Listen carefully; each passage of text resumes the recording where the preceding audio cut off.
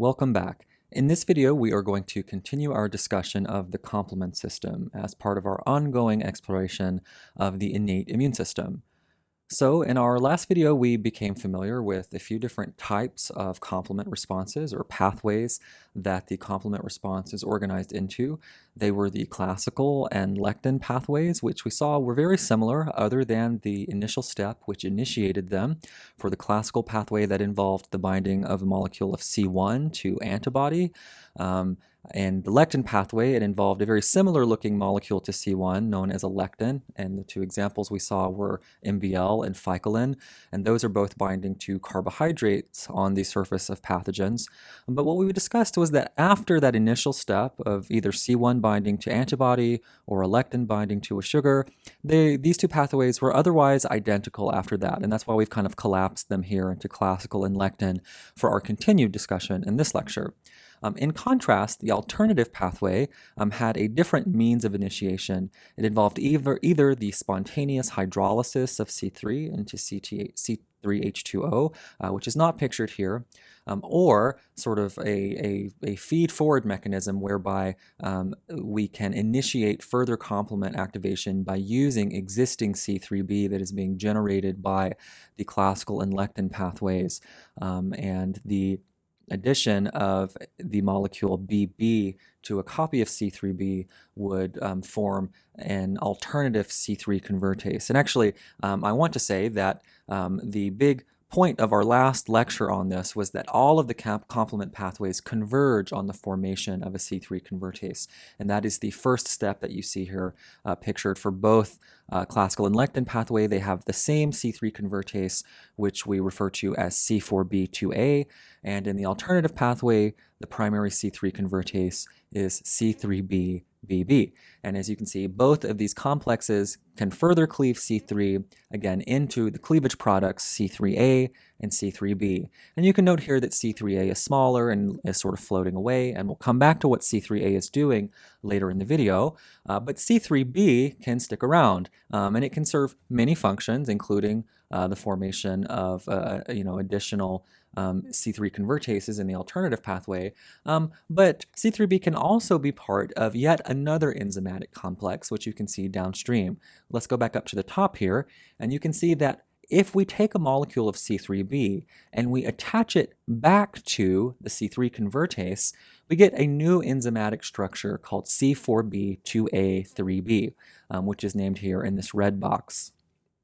C4b2A3b is the C5 convertase, meaning that it can cleave the next complement molecule in the cascade. The combination of all three of these subunits together has proteolytic activity against a new substrate, that molecule being C5. And then C5 itself will be cleaved in a familiar pattern now into C5a and C5b. In the alternative pathway, this looks very similar. We take the C3 convertase, which again is C3b-BB, and we add a second C3b molecule to it. So notice that you have two copies of C3b on either side of the BB molecule here. And the name for this complex is C3b2BB. Notice the subscript 2 following C3b here. That indicates we have two copies of C3b. So C3b2BB. That molecular complex has C5 convertase activity, meaning that C5 will bind and be proteolytically cleaved, again, into C5a and C5b. And the C5a and C5b made by either of these C5 convertases is functionally equivalent. It looks exactly the same. And the production of C5a and C5b really unlocks several downstream processes, which will allow us now to kind of shift our attention away from the protease cascade that sort of defines the different pathways into a discussion of what does it matter that we're making all of this C3b and C5b? What do these molecules actually do? What are the effector functions of the complement pathway that allow it to actually exert antimicrobial activity in tissues? Why do we care about complement, basically? Well, that can be summarized in this graphic where you can see that the three pathways that we've been discussing, again, they converge on C3 and the cleavage of C3 through the formation of a C3 convertase. And you can see that the cleavage of C3 and then subsequently the cleavage of C5, you can sort of see there's a flow chart here wherein these cleavage products flow into what I would designate three major effector outcomes that can control infection as a result of a complement reaction. In the order that we will discuss them in this lecture, we'll start by talking about something called the membrane attack complex. I think that name is pretty evocative of what we're going to see that it does. But this is a way that we can directly induce lysis of pathogens by formation of a protein complex on their surface that will attack their membranes. And as you can see, that is particularly dependent on C5b, that cleavage product of C5. In addition, though, there are other things that these complement reactions can do. One is that they are good at inducing a state that we refer to as inflammation. And the complement molecules that are most important for inducing inflammation are known as anaphylatoxins. And you can see that the cleavage products C3A and C5A are what are flowing up here into this kind of inflammation box. That is because C3A and C5A are two examples of molecules that we refer to as a functional group known as anaphylatoxins. You may have heard of the term anaphylactic shock, for example, which also has to do with systemic inflammation. And you can sort of remember that the A subunits of these cleavage products, the A kind of sort of help you remember that they are anaphylatoxins. And I'll come back to exactly what's going on with these molecules in just a second. But for now, to say that anaphylatoxin-induced inflammation is yet another, and in this case, a second out of the three examples of the effector outcomes of complement activation. Finally, the third outcome that we'll discuss is something called opsonization, which is a process where you add something to the surface of a molecule or a pathogen, and that targets it for phagocytosis. It's basically the addition of what you might call an eat me signal. If you want to be even more illustrative, you might say that it's sort of adding seasoning to something so that they look a little bit yummier to phagocytes and they want to eat them. The molecular term for that is opsonization, and C3b as a cleavage product is a very powerful opsonin, which helps to target microbes for phagocytosis by cells, especially of the innate immune system. So let's talk about these three effector functions, and we'll first talk about the membrane attack complex because I think it's the most straightforward. So you can see here that we have additional complement molecules that kind of complete the sequence of numbers that we started out with. And notice that the membrane attack complex starts with C5b.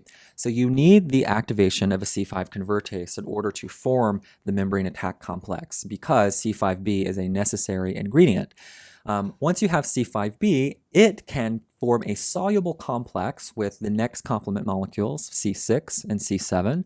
Notice that C6 and C7 are not being cleaved, so there's no further proteolytic cleavage happening.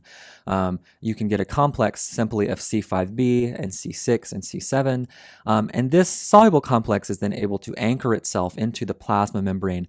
And importantly, this is happening on the surface of the pathogen. This is something that we're using to actually kill. Often this is usually about bacteria, so on the plasma membrane of a bacterium. But this molecule we refer to as C5b67, which this dash here, you can sort of assume that the 6 is present.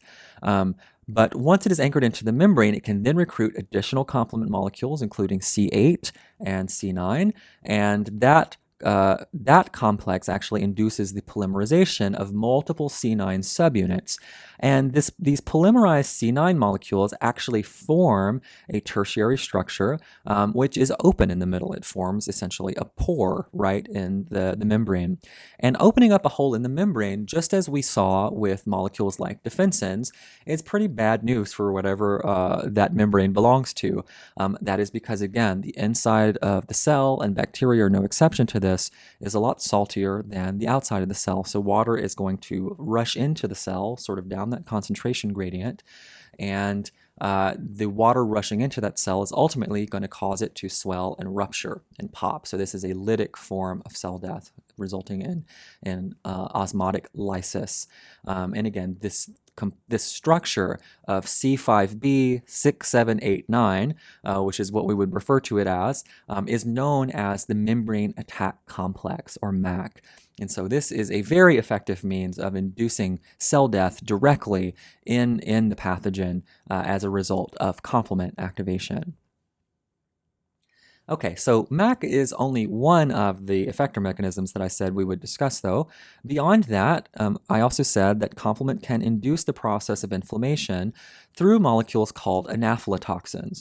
And notice that there are three major anaphylatoxins that are produced by complement reactions. They are C3A, C4A, and C5A.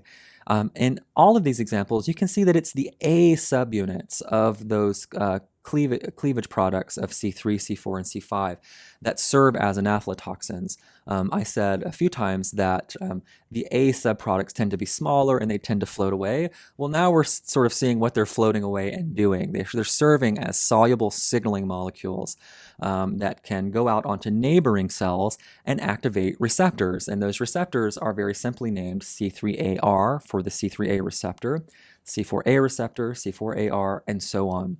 And these receptors are particularly enriched on the surface of nearby immune cells.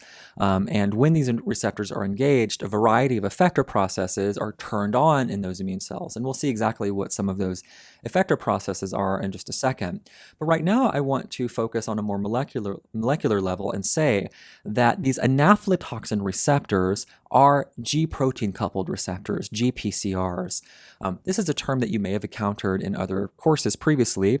In this course, we are not going to go into the nitty-gritty of the way GPCRs work, but remember, or maybe if you haven't learned this before, just sort of internalize that GPCRs have very complex second messenger cascades that signal intracellularly and control a very broad variety of cellular processes, including some that you can see sort of drawn out here. They induce gene expression, they result in cytoskeletal reorganization, they signal to the mitochondria to reprogram metabolism, and they can also control the activity of various ion channels to regulate ion flux across the plasma membrane as well as some organellar membranes. The combination of all of these modules of intracellular signaling is going to induce a lot of stuff happening essentially in the target cells that express these anaphylatoxin receptors.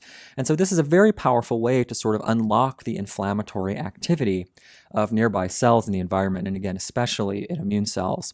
So if we turn on gene expression and we reorganize the cytoskeleton and so on and so forth in immune cells, what are some of the things that happen as a result? Well, you can see here just a few things listed in fairly simple form, and we can just kind of go through them one by one. Anaphylatoxins on the surface of granulocytes, like neutrophils, is a very powerful stimulus for a process called degranulation. Recall that granulocytes, they get their name from the fact that within their cytoplasm, they have many vesicular structures, which under the microscope are small and dark and granular, and therefore we call them granulocytes.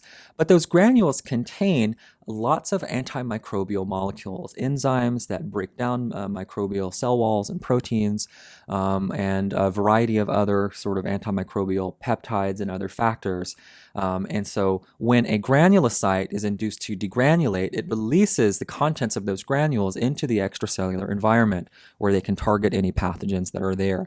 So degranulation is a very powerful inflammatory effector mechanism stimulated by the activation of anaphylatoxin receptors on the surface of the granulocyte. Similarly, anaphylatoxin receptors on the surface of phagocytes, like macrophages, is a strong signal to induce phagocytosis. So phagocytes typically have some intrinsic level of phagocytosis that they're capable of performing, but in the presence of anaphylatoxin signaling, they sort of turn the level and the sensitivity of their sort of responsiveness to phagocytic stimuli. And it's even higher, and therefore they can phagocytose things even more rapidly and even more effectively. And so this, of course, also results in an increase in the antimicrobial activity of that cell. Immune cells that sense anaphylatoxins in their environment also turn on the production of cytokines, which again are soluble signaling molecules that are secreted by cells in the body and sort of induce signaling in the cells around them that has usually some immunological function. Um, We'll say a lot more about cytokines in the following module, but for now, just remember that these are molecules that immune cells use to talk to each other, essentially. And so anaphylatoxin signaling can sort of stimulate immune cells to make a lot of cytokine, and those cytokines are going to have a very broad set of outcomes that are going to shape the immune response in various ways. Again, ultimately, with the goal of controlling the infection. Finally, anaphylatoxins can serve as chemotactic signals that direct the movement of immune cells through tissues and through the body. And so, one issue with the immune response is, how do cells know where to go? How do they know where infection is happening?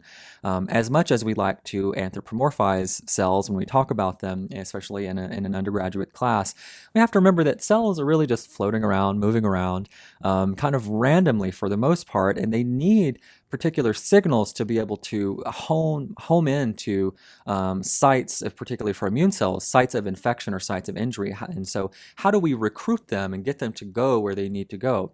Well, that usually involves chemotactic gradients of various kinds that cells can sense with receptors on their surface. And the sensation of anaphylatoxins, in particular concentration gradients of anaphylatoxins that are being produced in some area where we have an infection, can serve as a very strong chemotactic gradient that immune cells then can follow in order to find the pathogens or the infected tissue that they need to respond to. So chemotaxis is another effector mechanism sort of unlocked by anaphylatoxin signaling on immune cells. So these are some of the things kind of at the cellular level that occur when anaphylatoxins activate their receptors. But let's zoom out from that and talk about more at a tissue level what occurs. So anaphylatoxins at the tissue level are very inflammatory. So let's talk about that term because, inflammation is a term that has become sort of used very broadly, even outside of kind of scientific and medical circles. And so it's important, I think, for us to sort of have a working definition of what we mean by inflammation for the purposes of a course like this. I would say that most classically, inflammation has to do with the production of soluble mediators from the immune system, things like complement and antibody, and not only their production, but especially their exit from the circulation into tissues, into sites of infection or injury, as well as the exit of immune cells out of the circulation into those tissues.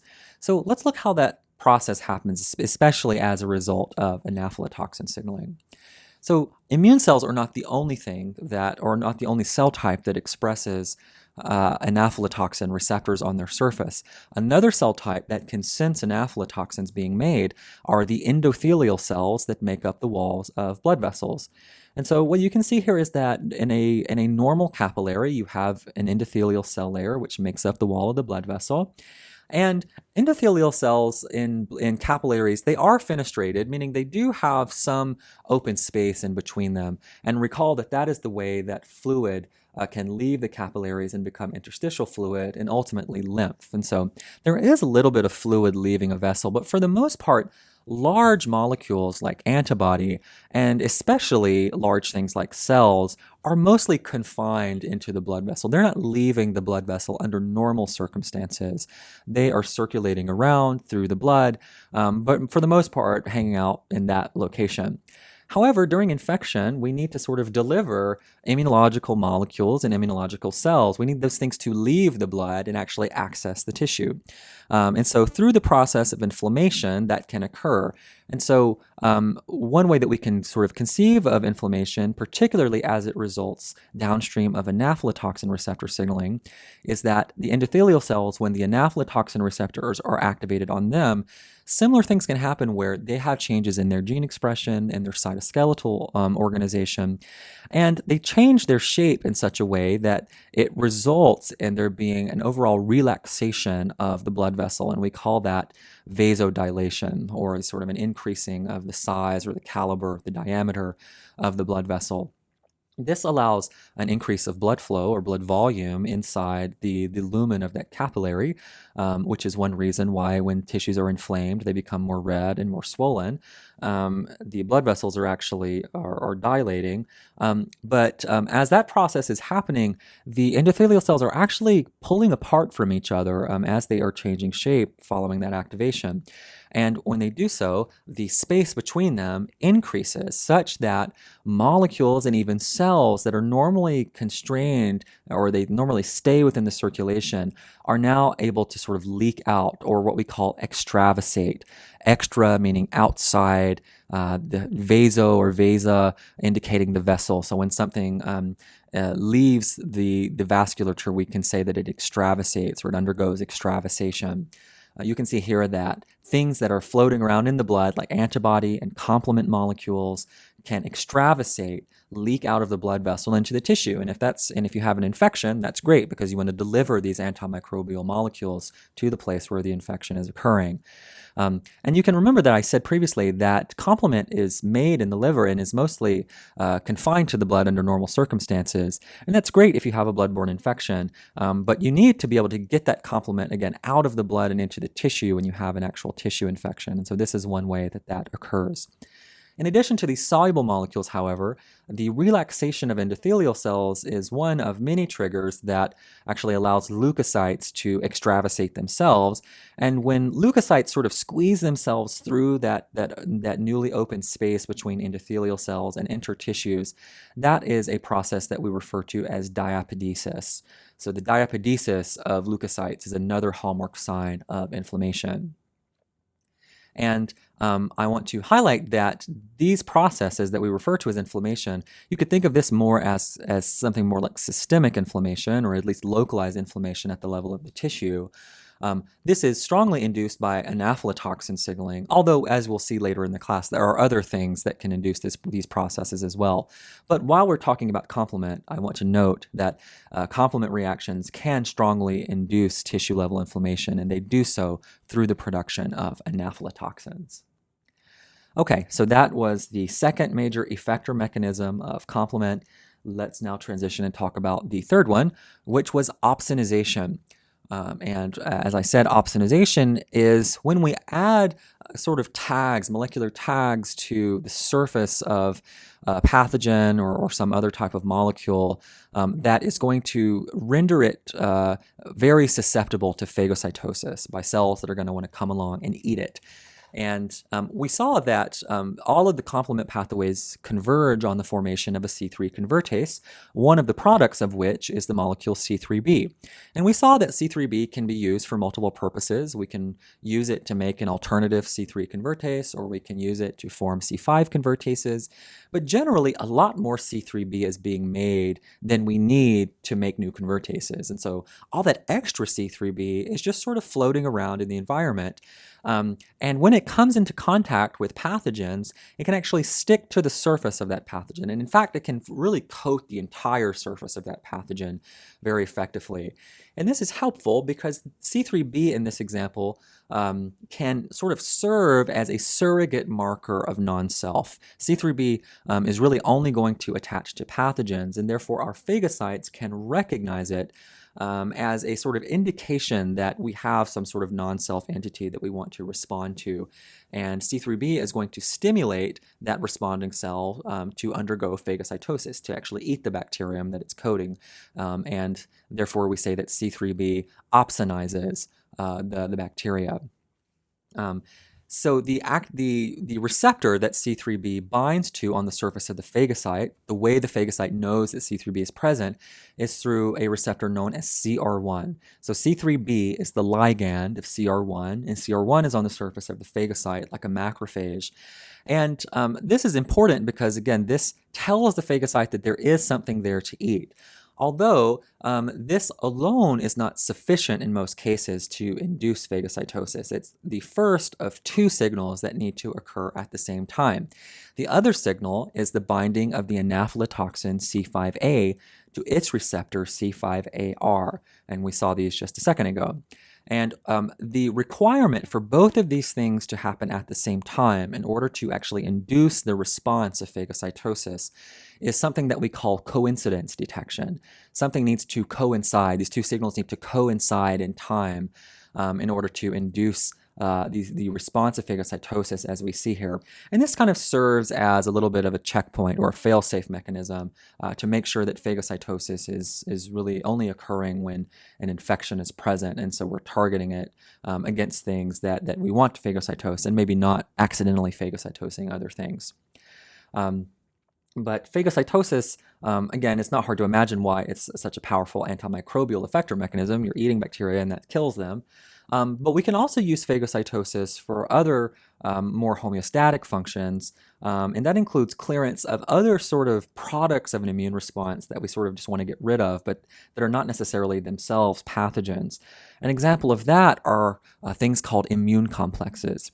So we haven't extensively discussed antibodies yet in the course, but remember from our early discussions that they are molecules that sort of look something like this here in yellow. Remember the antibody can be abbreviated AB, and antibody binds to antigen, here abbreviated AG, and antibodies are multivalent molecules, meaning they can interact with more than one substrate at a time.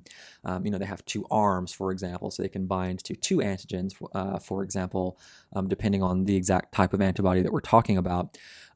But one of the outcomes of the multivalent binding of antibody to multiple antigens at the same time is that you can actually get these kind of lattice networks where you have a bunch of antibody and antigen all kind of clumped together into a superstructure that we refer to as an immune complex. And this is pretty helpful because oftentimes these antigens are things like bacterial toxins or maybe even things like venoms, like a snake venom, for example, soluble molecules that serve as antigens, but often have some kind of signaling property, and oftentimes a signaling property that we don't want to happen. And so by antibody binding to them, they are efficiently neutralized. They're unable to then interact with their target receptors in the body. And so this is a very helpful and protective response, the formation of immune complexes. However, immune complexes, they're really big, and sometimes they can actually be really sticky, and so we want to get rid of them. We need to clear them because we want to get rid of this antigen ultimately, because usually it's not good news. And so one way we can do that is actually to opsonize the immune complex. And so C3b, not only can it opsonize pathogens, but it can actually opsonize antibodies when they are in complex with a bunch of antigens. So when we form immune complexes, the immune complexes themselves can be opsonized by C3b. When they do so, they can actually be captured by erythrocytes or red blood cells, which themselves express the C3b receptor CR1 on their surface. Notice, however, that erythrocytes, when CR1 is bound to C3b, they do not phagocytose the immune complex. It really just sticks to them and allows the red blood cell to kind of just serve as a chariot or something to just sort of allow the immune complex to sort of hitch a ride, and the red blood cell then will then carry it through the circulation until it enters a tissue like the liver or the spleen, where there are specialized populations of macrophages there that when they recognize the immune complexes as it sort of passes by on a red blood cell, they can then sort of grab those immune complexes and phagocytose them and digest them and get rid of whatever's attached to them. And so this, again, is a specialized type of macrophage that lives in these two organs. And this type of phagocytosis typically does not require the coincidence detection with the complement response. And so that's a difference between phagocytosis of immune complexes versus pathogens. But again, just to underscore that this is something that is facilitated by a complement response, but has a less directly antimicrobial function and a bit more of a sort of homeostatic function involved with the resolution of an immune response. Okay, so summarizing what we've discussed in the second part of our discussion of complement, we saw that the molecule C3b is very important for initiating what we can think of as complement effector functions, and they do so by seeding the formation of a complex known as the C5 convertase, as well as directly by serving as opsonins. When we make a C5 convertase, the main result of that is the initiation of the membrane attack complex, or MAC. We saw that C5b recruits C6, 7, 8, and 9, and that complex ultimately forms a pore in the membrane that can target the cell for osmotic lysis. And again, that is on the membrane of a pathogen. Complement cleavage products can also serve as molecules we refer to as anaphylatoxins. That includes C3A, C4A, and C5A, which activate G protein coupled receptors, especially on the surface of immune cells and endothelial cells, which can promote a variety of inflammatory processes. And then finally, complement stimulates the process of phagocytosis through both opsonization as well as the induction of inflammatory signaling. And this is important for phagocytosing pathogens, but also things like immune complexes. Okay, this finishes our discussion of complement. We'll have one more video in this series in Module 2 to kind of finish our discussion more broadly of innate immunity. See you in the next video.